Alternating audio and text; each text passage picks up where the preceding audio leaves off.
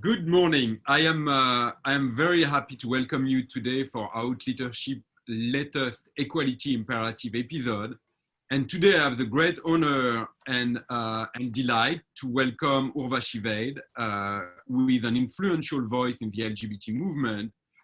She has been a leader in various organizations in our community, whether it's the Archives Foundation, the National Task Force, or the Ford Foundation, and so I'm delighted. I'm delighted to have her with us today. So Urvashi, the first thing is you are in Provincetown, and you know, as you can imagine, a lot of our audience have visited Provincetown before. How is Provincetown looking this summer? Is it very different because of the pandemic? Yeah, it's very different. It's first of all, it's in a state which actually takes the pandemic seriously. So there's been an orderly kind of process by which the town has opened up. It was on lockdown until recently, and then started opening up at the end of June. So I think businesses are open, but the bars still aren't in the way that they were, able to be. So I think the town is very full. There's lots of people and families and queer people, as there always are. Everybody's wearing masks, and there is a little bit more of a subdued environment and more socializing in pods rather than in the big mass of humanity. But of course, people are finding their pleasures, as they always will. Well, it's nice to hear also that the state and people there are taking it seriously and, wearing masks and avoiding to... it's such a terrible it's probably such an influx of people in the summer. So, well, it's nice to be in... I think in both, in states like New York and in Massachusetts, we have leaders who actually believe in science and listen to reason. So listen, Urvashi, I have your book here. And you are one of the voices that, first of all, has been denouncing racism in the United States for a very long time. But as early as 2012, you are also talking a lot about lack of representation of brown people and Black people in the LGBT movement. So what was your reaction when you saw the extent of the Black Lives Matter reaction to George Floyd's death? Did you feel vindicated? Is it something you had seen coming? What was your reaction when you saw it this summer?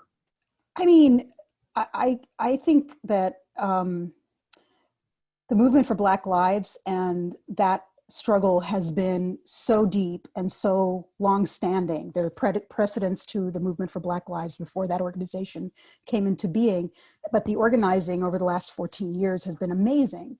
And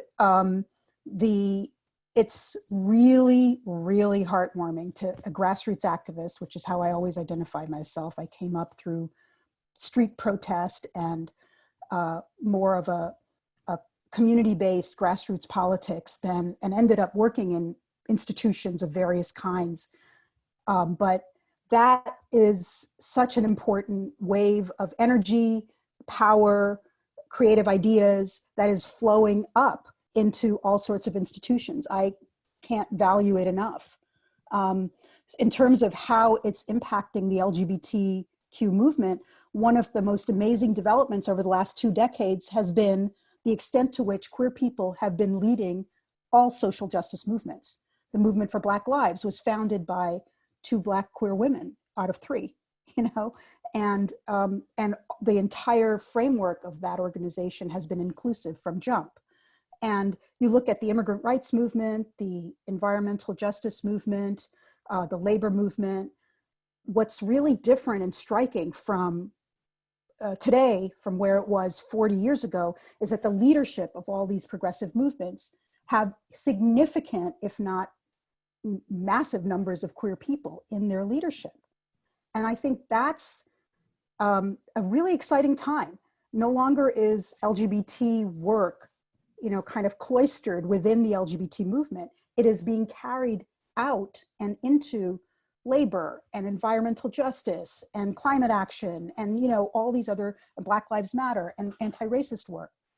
And how would you explain that? How would you explain the fact that queer people are more engaged on fights for the environment or for fair labor, or how do you explain? I think that there's two things. One is that we have always been there in these movements and are now able to be out and leaders in those movements, just as in the world in which you're working without leadership. That's, you know, queer people were always in corporate America and only in the last decades or so are able to be out and respected and be able to rise to the top, although there's still glass ceilings. But the other reason why I think there's so many queer leaders in progressive movements is that we are in many communities experiencing these different forms of systems that need to change. So there's large numbers of LGBTQ people who are people of color. It's always been the case. Racism affects us. Racism affects white people and Black and brown people. And there is a significant cadre of people over the years, and it has grown, who care about this issue as a central issue. Similarly, sexism and gender inequality affects cisgender women, trans women, and I would argue affects gay men and limits our lives. And many of us are committed to feminist understanding and creating more equality around gender. So I think the reason we're in these spaces is that we are parts of communities that are affected by the climate crisis. We're workers in environments, and now we're able to be out and organize as openly LGBT people. So one of the things you're referring to is that our movement is not immune to misogyny and racism. Absolutely not. And you happen to be a lesbian of color that has had position of responsibility in the movement. So have you experienced misogyny and racism in your career? Yeah, in myriad, and yes, I have, and I think that, you know, absolutely. I wrote about it in my first book, Virtual Equality, some of the ways in which explicit statements were made, or, you know, you experience the exclusion of by gender or whatever. But yeah, there's definitely people have marginalized me or dismissed me or characterized me in ways that I don't believe are accurate, or disregarded me. And I think that the position that, I don't see it as a singular position I took, Fabrice, this whole position of being anti-racist as a woman of color. There were precedents, there were predecessors for me in this movement, you know, people that I learned from and looked up to, like Barbara Smith or the writers Audre Lorde or June Jordan or Angela Davis, who were queer Black women who really established a way of thinking about the world that resonated for me, an intersectional approach. The 1997 Combahee River Collective was a Black feminist collective led by a lot of queer women that came out with a statement that was a kind of a blueprint for me when I was a kid in college, looking at reading things and learning and discovering myself as an activist. This statement by the Combahee River Collective in 1977 taught me that things are connected, that my sexuality, my race, my immigrant status, my gender is interconnected. And that whole idea of intersectional thinking and politics was really resonated for me. And that's what I and a whole generation of, at that time, young people came into the queer movement carrying. We were the progressive wave. People like me and my comrades in the work, like Richard Burns or Kevin Cathcart or Phil Wilson or Renee McCoy, or, you know, there's Sue Hyde. We were that wave of people in the late 70s, 80s that brought a politics into what was a pretty gay and lesbian movement that was more inclusive. The politics we brought in a politics that race matters and should be central, that gender matters, that you know, economic equality is critical to achieving LGBT freedom. So so I'm proud to be affiliated with a progressive wave, but I don't think it was limited to me. I was lifted up by people who came before me and who worked alongside me. So, Yeah, so there's I'm someone in sorry. the audience that said that virtual equality is worth a reread. And the person said, it lit a fire on me. Actually, if we can step back for a minute, you were born in Delhi, a woman. How do you go from coming from such a conservative environment, also a place where women tend to have no agency, to being an outspoken lesbian in the movement? Can you tell us a little bit about what that journey was like? Sure. I think I would credit a family and parents and an environment that was very encouraging of thinking and being of developing myself fully. So I was born in India, yep, and my family moved to the U.S. in 1966. We were part of that kind of wave of immigrants. My parents who came here for a better opportunity. My dad was a college professor in the State University of New York and a writer. He was a novelist, a playwright in Hindi, in the language in Hindi. And then my mother was a teacher, a school teacher in India. She was never able to get a job here, probably because of racism. And it was a time when, an Indian woman in a sari in upstate New York was quite anomalous. We were not in a big city. We were in a tiny town. And that's where I grew up. So I was literally a child in the 60s. And one of the formative influences for me was, watching our little black and white TV and seeing the civil rights movement and the anti-war movement. And I was in a college town, largely white, with a small Indian community that we were all connected to. But there were a lot of anti-war protests. So that shaped my consciousness as a young person. And I completely identified with the protests and I was encouraged as a child to have ideas, to read, to think, to be critical. It was not a family environment in which you were, told what to think. It was an traditional Indian family in many ways, but it was also, and my parents are both artists, and they had that kind of commitment to creativity and ideas that I got from them. And then when I went to college, that's when I really started organizing, learning how to put together a demonstration, learning how to organize around divestment. We were part of the early wave of work on divestment from South Africa. And that was a huge movement, of student movement in the 70s in the United States. And we were trying to do our little part. And it's so extraordinary when apartheid fell. It was one of those moments when you think, wow, change can happen. And that happened because of the struggle and the leadership of the ANC, primarily, and Mandela and others. But, people all over the world did a little bit, contributed, including in corporate America, the Sullivan principles and all of that work that was done in the 70s.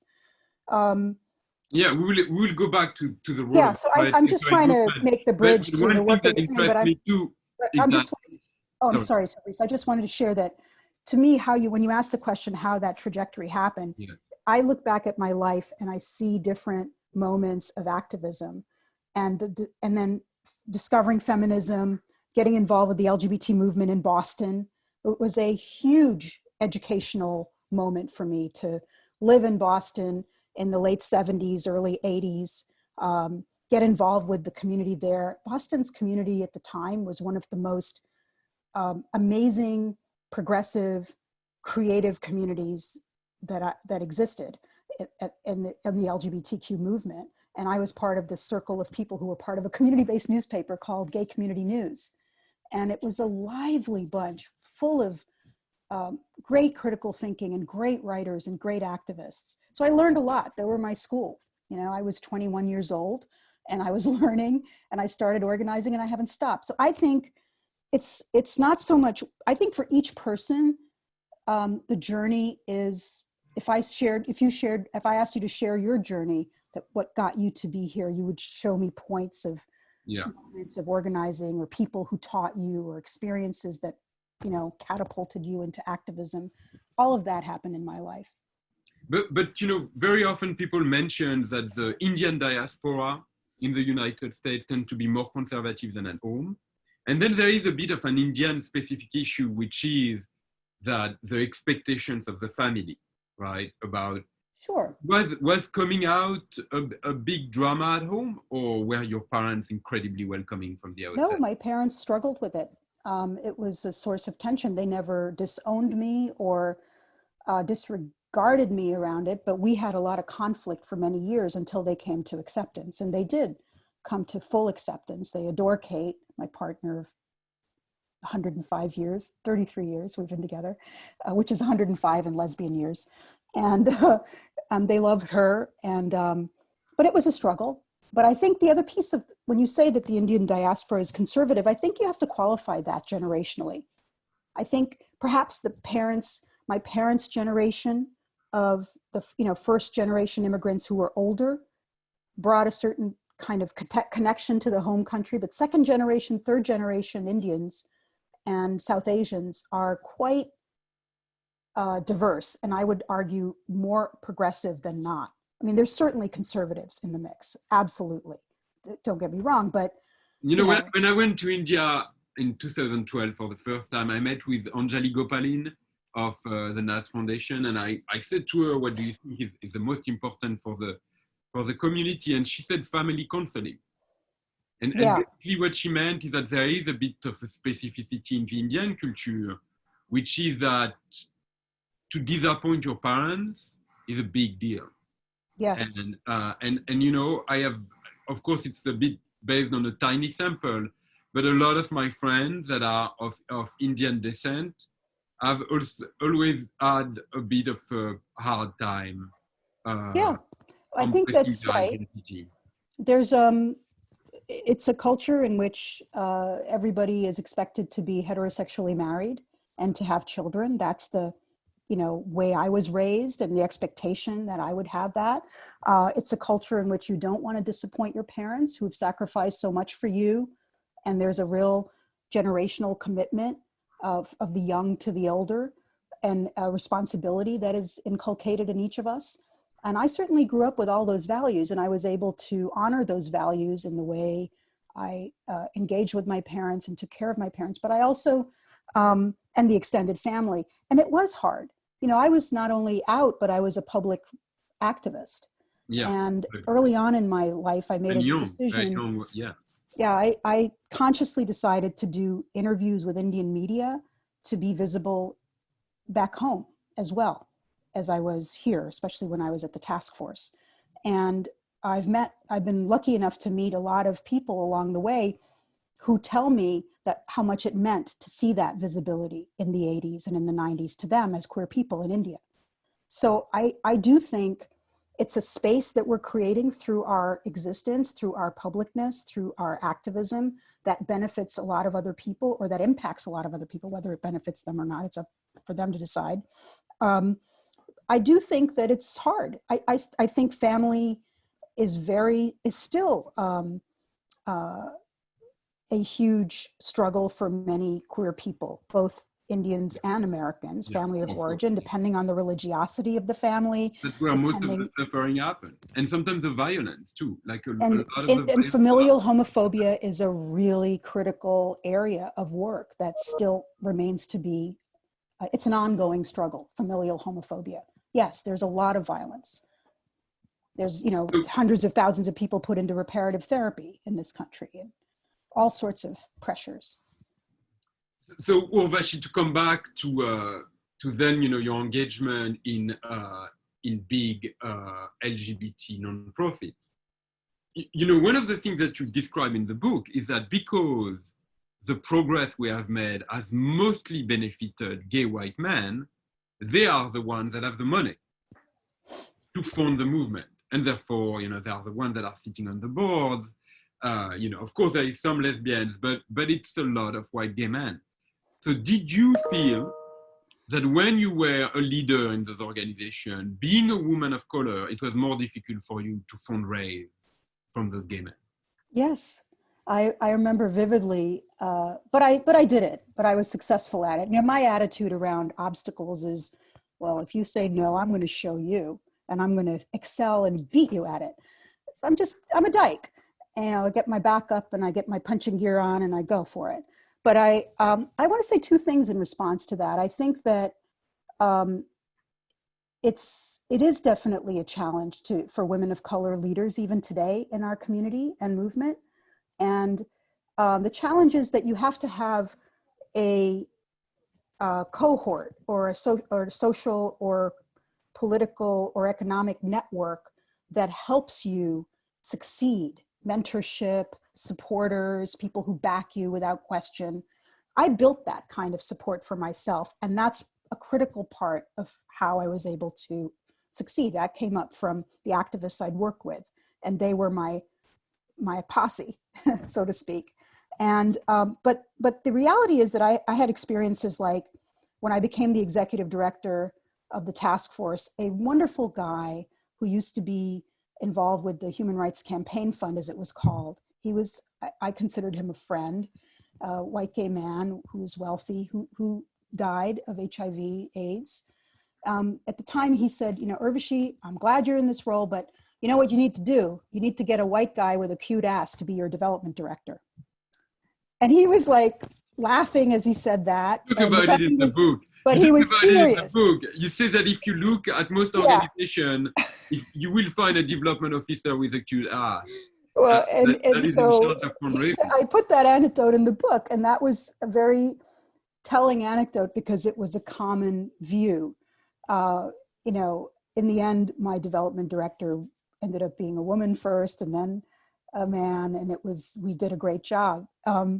But I think it's challenging to raise money. But the reality, the way I look at it is the way the gay movement LGBTQ movement has thought of itself has been a universalized, it's universalized the sense of community, like universalized white gay male experience to represent the community. Imagine if we actually saw the community for all its diversity and said, well, Black women exist in our community and Black lesbians, and what is the perspective of a Black lesbian, and what would be the policy agenda that would make the lives of a Black lesbian or a Black gay man or a Latinx lesbian and man or trans person who's living in the South.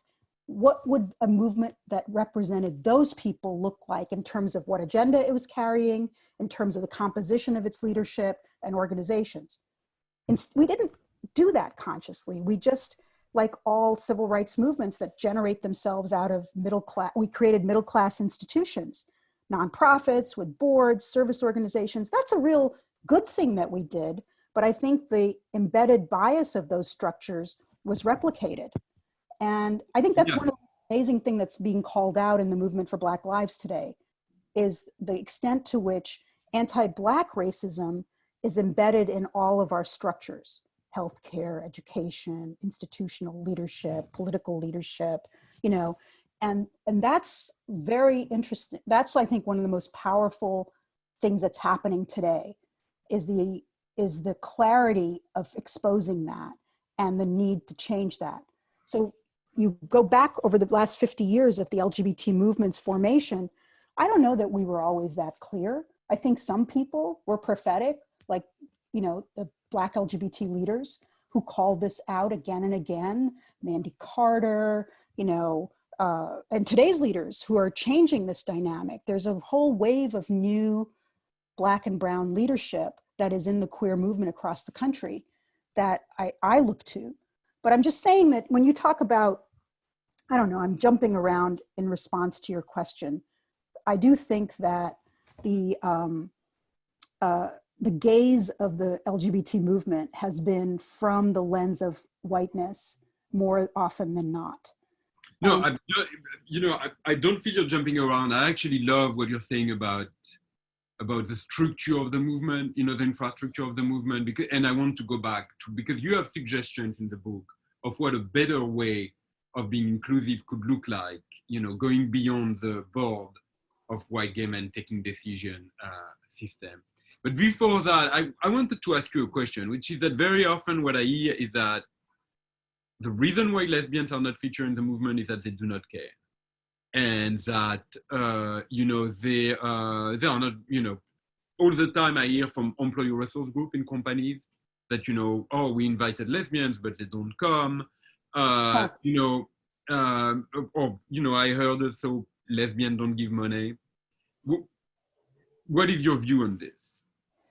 I think queer women, lesbians, are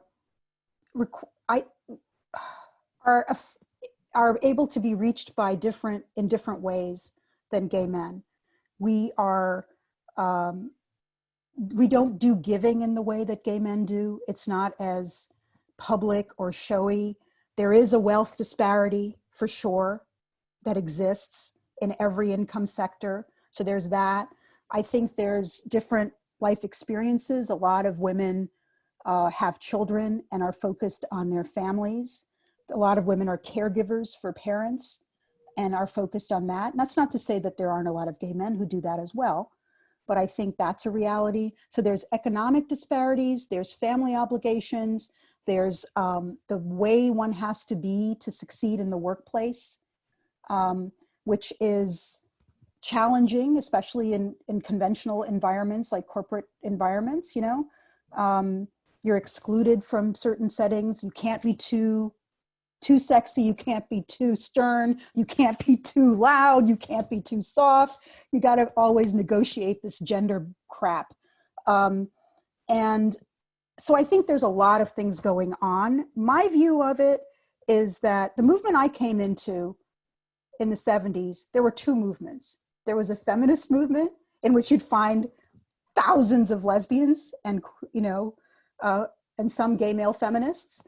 And there was the LGBT movement in the 70s, which was primarily male and primarily white. And then there was people of color support groups and networks and activist groups that were completely separate and in their own universe. In the 80s, things started to shift because of the HIV/AIDS crisis. Queer women and gay men came together and we truly became a co-gendered movement. And that was a real shift. Also, the 80s was an explosion of growth in people of color organizations and leadership and activism. Again, largely separate from the mainstream LGBT framework, but it was happening. Then you go into I think the 90s and the 2000s have seen further evolution in this.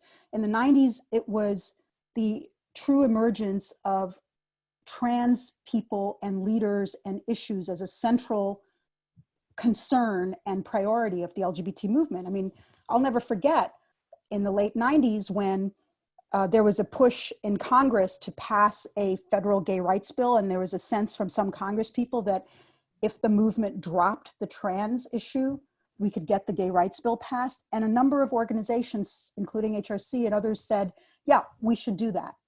And it was Carrie Lobel, who at that time ran the task force, and the trans leadership at the time that said no. And Carrie actually took a position that was so brave. She said, if the movement pushes this bill forward, we as the National Gay and Lesbian Task Force will oppose it unless it's trans inclusive. And that was such a bitter fight.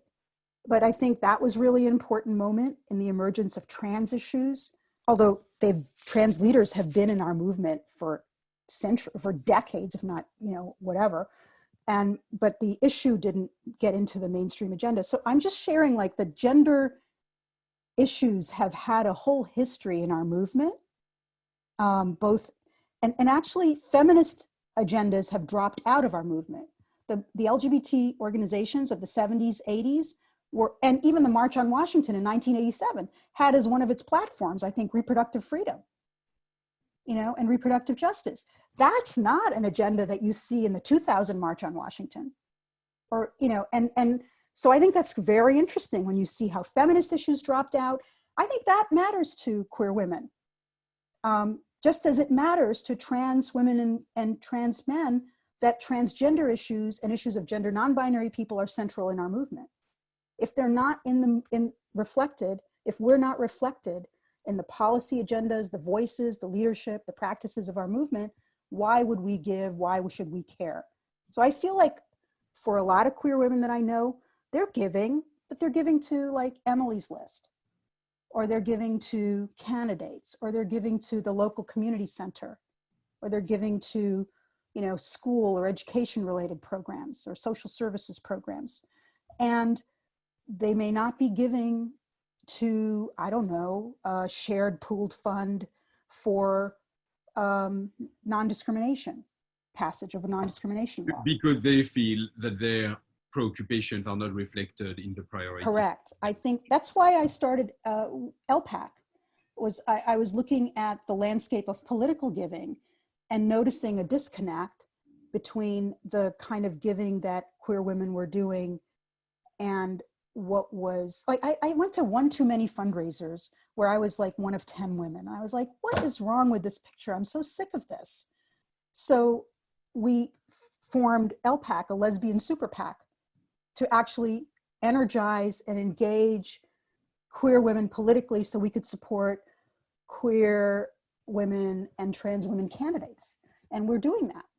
And it's energizing a lot of people. And I just think we're going to need creative ways to speak to women's issues, whether they're cisgender women or trans men. And we're going to need leadership that reflects those communities in order to succeed. Well, so what is interesting also in the book is that you propose a better governance mechanism for the movement, in which you say instead of focusing exclusively on boards and big givers being the one that determine the priorities, you suggest more participation of stakeholders. Have you seen, first of all, have you seen that model work? What does it look like? I can see organizations saying that this would be costly to get, the beneficiary of those movements to come together, to take decisions. Have you thought about ways in which LGBT nonprofits could be listening more to the needs of the the people that they're basically serving? Well, it work out. I mean, since I wrote that book, we've been experiencing a revolution in technologically aided participatory processes, right? We take it for granted around certain kinds of, like, the ways that we're invited to register our voice or weigh in on Facebook, or even like apps like Uber, and how they create a platform that enables all these people to share services or share, it's not exactly a shared service model, but you know what I'm saying. It's a different way of doing business. And we're kind of used to that kind of participation and engagement in those contexts, but we haven't applied that model to the nonprofit decision-making structure. Participation is not expensive. Consultation is really possible through technology in a way that's quite cheap. But participation requires a different mindset. And I do think there are hundreds and hundreds of groups, and the new social movements that are most emerging now are built on this kind of community participation model rather than on a traditional nonprofit organizational structure model, right? So the movement for Black Lives is leader full, not like a pyramid. It's a community consultation model. It's community-based surveys. It's community-based engagement to determine priorities. How does that work for an organization? On a simple level, it's like if you're an organization, whether it's an advocacy group or a service organization, figuring out, like, how do you determine the programming that you have? You start with some kind of needs assessment. And people do that. Organizations do this all the time. And think about what are the needs of the community. But what often happens in the nonprofits that I've worked in is that the board occupies this kind of privileged position Now, I'm in favor of accountability, financial oversight, transparency, and all the good things that board governance and good board governance can give you. But I do not believe that a board is the primary and best mechanism for setting a programmatic agenda for an organization. There has to be more consultation that goes beyond the 12 people or the 20 people on a board. So how does an organization do that? It can do it through its membership surveys. It can do it through online polling. It can do it through conferences. It can do it through small, decentralized focus groups that build up an agenda. I don't know. It's just about creativity. But I think I was looking at and very influenced by some of the grassroots leaders in our movement, thinkers like Dean Spade and others who have for a long time offered a critical perspective on what people call the nonprofit industrial complex, the kind of institutionalization of social movements, which is both necessary and has to be regarded critically. Yeah, and what is very interesting also in the United States, that's a specificity. I mean, as a disclaimer, I'm on the board of several nonprofits, but me too. Yeah, but one of the specificities that to be on the board, you have to provide funds, right? Which is not the case all over the world. And then the other aspect is that it is also, being on a board is also a way to perpetuate privilege, because in a way, it is a way to perpetuate your network, to be in the room with the people that have the money. And so I think a lot of people sometimes don't pay attention to the fact that it is an American specificity, that you have to have money to be sitting on the board, and that it is an American specificity that being on this board is a way to perpetuate privilege, because it helps you in business, it helps you and that it's not only about being altruistic, it's also about building your network. Yeah, it is. It's a kind of a social network and a club in a way. And I think breaking that down requires conscious effort. So if we wanted to have boards that are more representative, let's say, of the economic diversity in our community, you have to make it possible for people to join boards without meeting a sort of giving requirement or giving at the best to the maximum of their potential. And over the years, I've been part of organizations which did that. They had sliding scales. They had, a prescription that board members give. What was the language? Something like a personally significant amount, rather than having a threshold of $10,000, which is quite exclusionary for most people. And yet I understand the impetus, because organizations need funds and generous donors are a big source of funds, especially if they're board members. So it's a balancing act for organizations, in my view. And that's kind of why in my books, I always say I'm like more of a pragmatist than an ideologue, although others may disagree with that characterization, because I'm forceful about my opinions, but I actually am quite not dogmatic. I believe in practical solutions. I believe in practice. I believe that innovation comes from practice, trial and error, field experiments, being creative in organizations to invent an appropriate way to meet the needs of our communities, get input, and do the work. So yes, organizations need funding. That's why I spent a lot of time in philanthropy, trying to organize the money to move in different ways. And again, some of that has been successful and some of that is a work in progress. So listen, I want to talk with you shortly about marriage equality, but first of all, I wanted to know if you had read the piece that Andrew Sullivan wrote, in which he said, it's time to disband the LGBT movement. No, I haven't read that piece. When was this? Well, maybe a few weeks ago, he wrote a piece in which basically he argued, okay, now we have had that Supreme Court decision on employment. We have reached our goal. Isn't it time to disband the LGBT movement?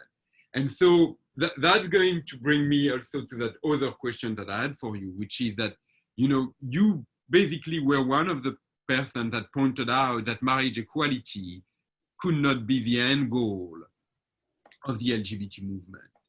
And Sure. so I would love to hear your thoughts about this, and also your thoughts about the work that remains to be done now Yeah. that we have marriage equality and we have some level of employment protection. Yes. I mean, you know, it's interesting. As a feminist, and like many feminists of my time, both men and women, we never uh, saw marriage as a status that we wanted, because um, it was always associated with this, marriage is property, women are chattel. We didn't agree with that. The history of the institution, right? The other reality was a lot of us are in long-term committed relationships, and we all wanted those relationships honored by our families and by our society. Are And you then, married to Kate? yeah, we got married on our 25th anniversary. Oh, good. But you did. So it took her a long time, but we finally got married. No, but that's because that's what I'm trying to say is that, it may not feel relevant to people who came up with a different mindset. For those of us who came up in a generation, and certainly for me, where I came up in a culture where there was, you were obliged to get married. There were arranged marriages. It was like everybody was married. The idea of a single person is, shocking, much less a gay single person, right? And so I had that mindset, but as the movement evolved, and first we started with domestic partnerships, right, getting those statuses, because it seemed marriage was unobtainable, but everybody wanted the benefits and the relationship recognition to happen. So there were all these inventions like domestic partnership and civil unions and civil marriages in France and stuff like that. And then people like Evan and others started the movement with the litigation, and made the argument persuasively that all these other measures were half measures, that we should really go for the full thing. And, but I still feel that marriage is an important and incredible victory, but marriage doesn't, end structural racism. Marriage doesn't change the lives of a low-income person who's queer, who's struggling to get a job. Marriage doesn't get rid of discrimination against gay people or cultural bias or all sorts of other barriers. Marriage doesn't end youth suicide. There's a lot of other present realities, sexual health, HIV, health crises, that our movement also is addressing. And those were happening alongside marriage, and they continue beyond marriage. So my view has always been, LGBT people should have every access, opportunity, freedom in every society, period. There should be maximal space and ability for every single queer person. But the progress that we've made as a movement has been unevenly experienced. Even today, about the Movement Advancement Project just came out with its annual kind of review, and 45% of queer people live in states with negative to low levels of equality. That's nearly half of our community, right? Yeah. And you have within those states varying degrees of progress around different issues. And then, there's 22% of our community is living in poverty. 17% of LGBTQ people, according to the Williams Institute, have experienced homelessness at some point in their life. 8% of trans people today in the past year have experienced homelessness, 3% of cisgender women and men. There's a lot of data points now that show that there's a real ongoing need to extend the benefits of equality and justice to all parts of our community, and to continue the cultural work of changing hearts and minds and consciousness and faith-based opposition and all of that good stuff that needs to continue to be done. So no, I don't agree with Andrew Sullivan. I often don't. In fact, and I think that it's a very... You're both in Provincetown. Do you Yeah, I've known Andrew for many years, since the early 90s when he was the editor at the New Republic. We're friendly, and we disagree. And, you know, I think that it is a terribly, to me, that is an example of the universalization of a white male gaze. That position. The movement is done because I'm free. Yeah, Well, I'll send you his article so that next time you run into him in the street of Provincetown, you it's can. not worth it. Life is short. Let him have his views. But if you ask me the question, I'm going to say, this ties back to exactly what we were talking about earlier. Yeah, which is if your vantage point is that I'm doing great, well, good for you. I'm grateful that you feel safe, and you should. But does every single queer person feel safe? No.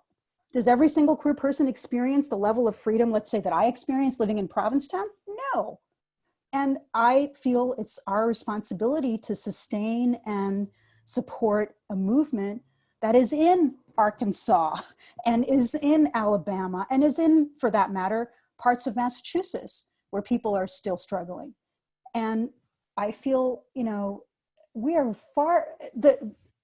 does the LGBT movement look the same as it did in the 80s, the 90s, as it does today? It shouldn't.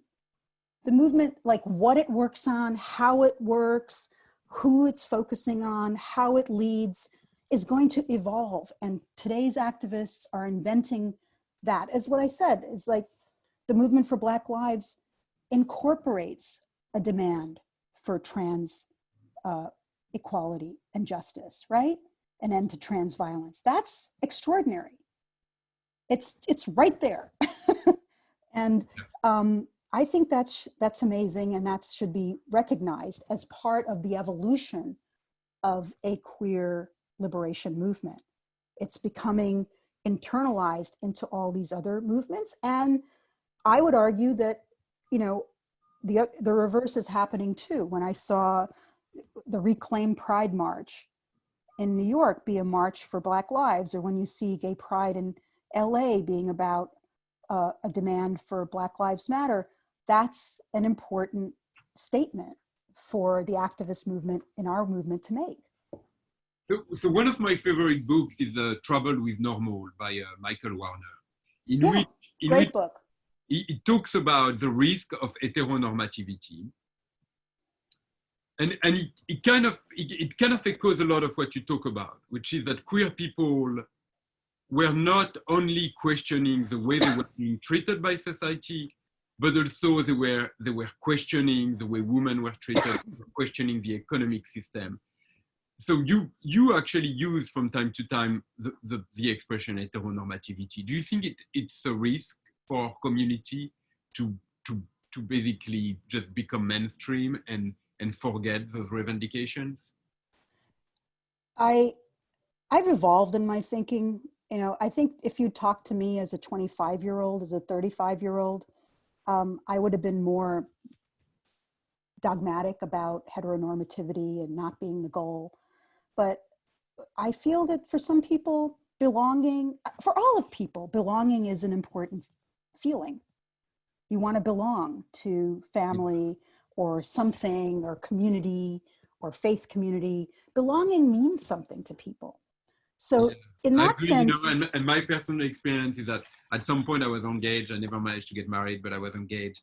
And I remember that when I had that ring, you know, I felt I was part of the club, right? I was part of the, and then when I had children, the amount of social recognition you get as a father is huge, and it feels good. When you never had it, you know, it feels very good to be part of the club. But I think it's a human desire to belong and to be respected, to be seen. And so in that sense, maybe a judgmentalism about normativity is a problematic position to take in and of itself. So that's why I'm saying, like, here I am, 61.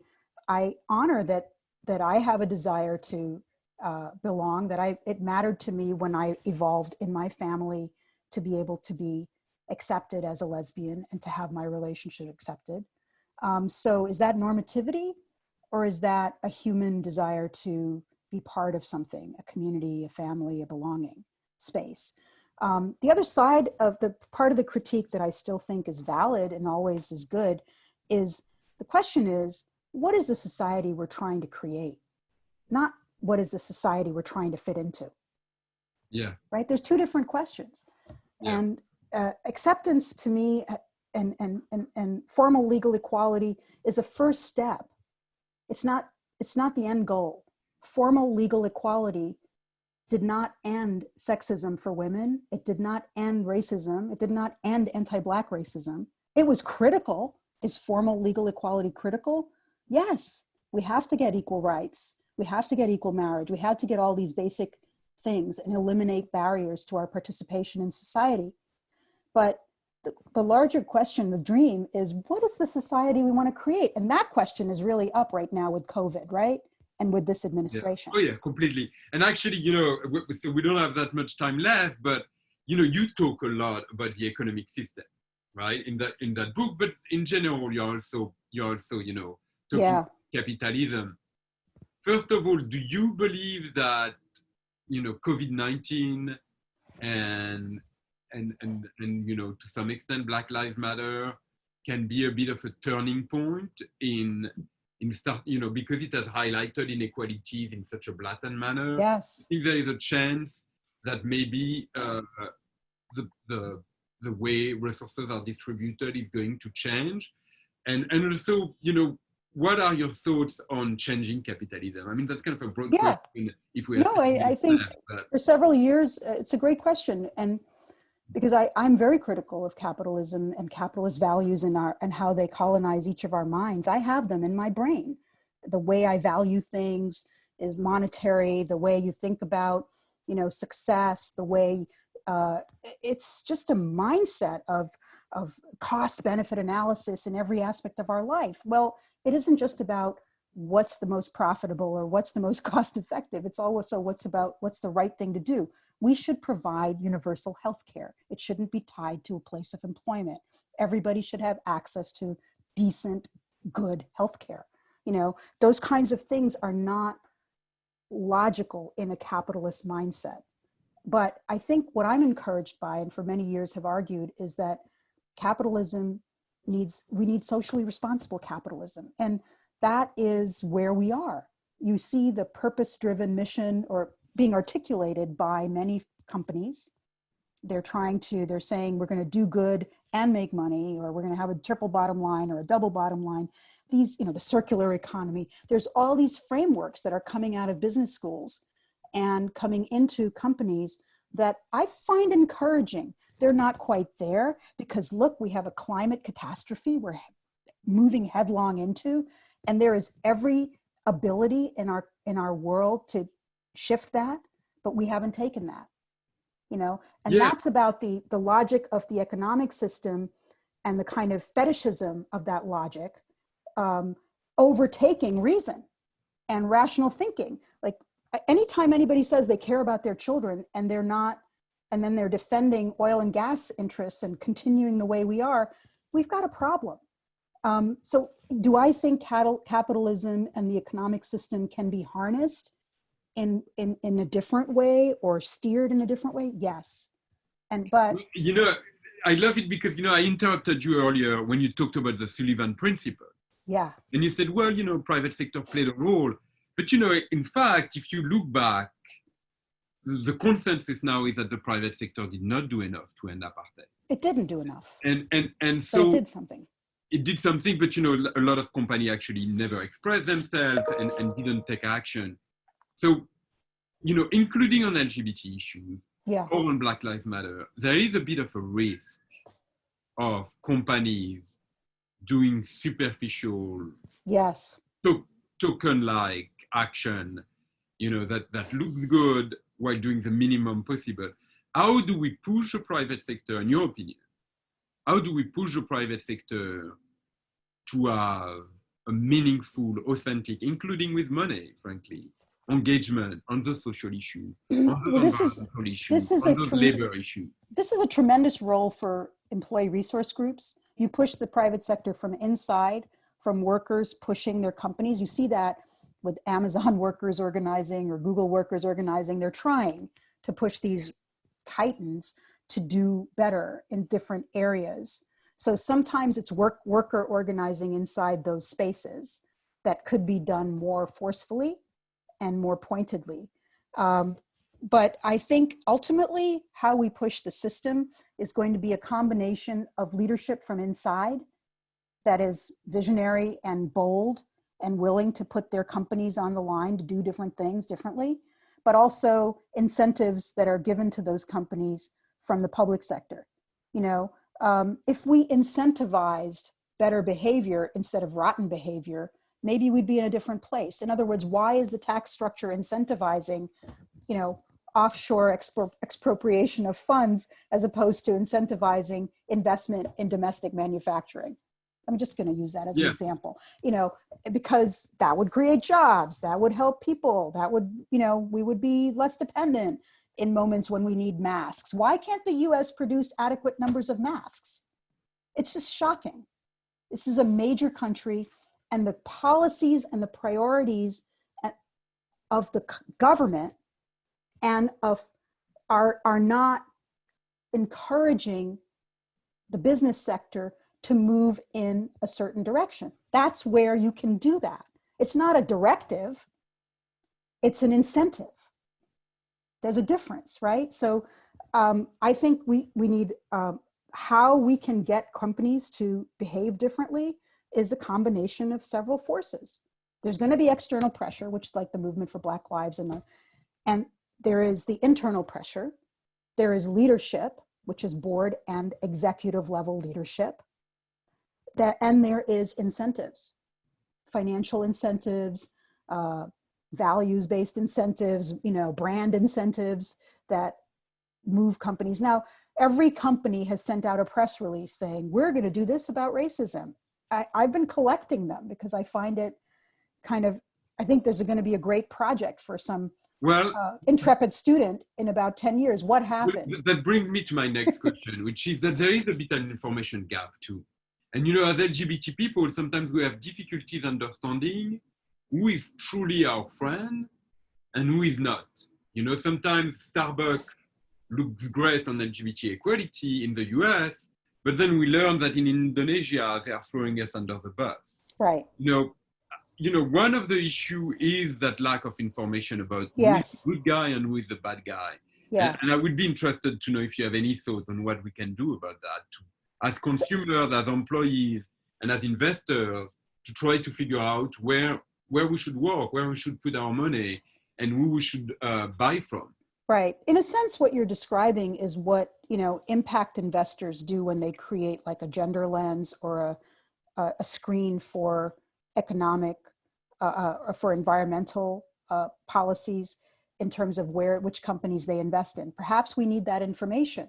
That is a kind of a different set of lenses that we apply to what a company is doing. Like, in other words, it's exactly what you're saying. They can be good on LGBT issues, but terrible on gender. They can be good on the environment and terrible on LGBT issues, right? So maybe we need a multifaceted screen, sort of like impact investment funds do, or am I calling them the right thing? Yeah, no, it's impact investment. No, you're right. And those models have been developed, screens have been developed by different smart people to apply to companies around investments. But I think the information is a really good way to put it, Fabrice. Perhaps, you know, I know you've developed models that have tried to increase the transparency of different companies and but I think it remains very difficult for us to know who is our friend and who is not.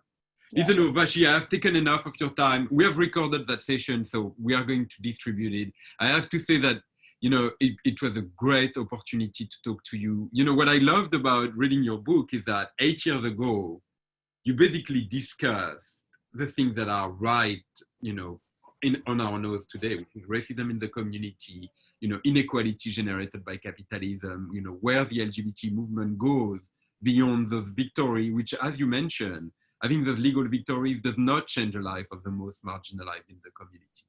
And so, you know, your voice is really important, and I was delighted to have that conversation with you. And I hope you know we can redo that in a few months from now to take stock of how COVID-19 and BLM has changed. Yes. Thank you so much, Fabrice. Thank you for your thoughtful questions, for this dialogue and for all the great work you're doing. Thank you. Thank you, Urvashi. Have a good day, and I see you very soon. Ciao. Bye-bye. Bye-bye.